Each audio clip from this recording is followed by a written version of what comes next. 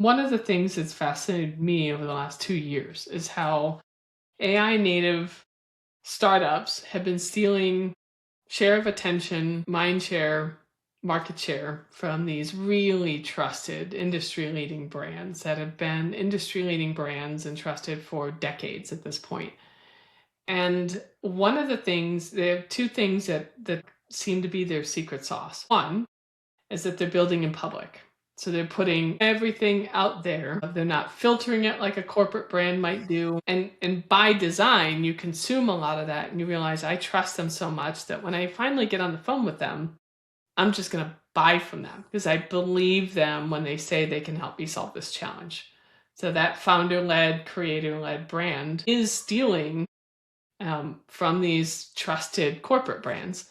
The other thing, which comes back to the omnipresent, they have figured out a way to leverage their AI first, their AI native in nature.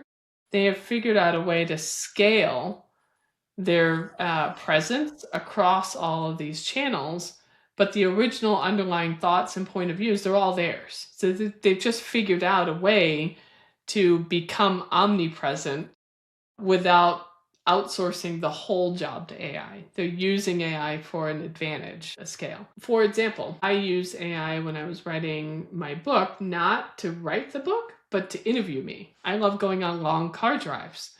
And my favorite thing to do with ChatGPT was I would give it, I want to talk about this topic in this chapter. This is the thesis for this chapter. Here are 3 questions that I want you to ask me one at a time. And then as I answer these questions, transcribe it, ask me follow-up questions, dig in deeper where I can clarify the concepts. So I would go on these 45, 50-minute drives and I would get all my thoughts out related to that chapter in this interview with somebody that sounded like a human to me. And then I would take that and it was basically a vomit draft, so to speak. And I would go back through and say, okay, totally long-winded here, not relevant here. Wow, that's the framework that I've been using repeatedly through the years that feels valuable for this chapter. That's using AI, but it wasn't outsourcing the thinking to AI. It was helping me do it at scale. This book has 28 chapters. It took me a year and a half to bring it together. It's 49 frameworks.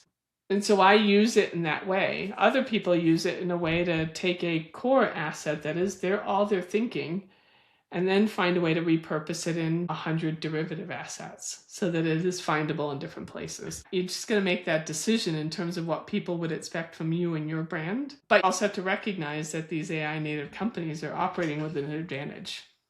So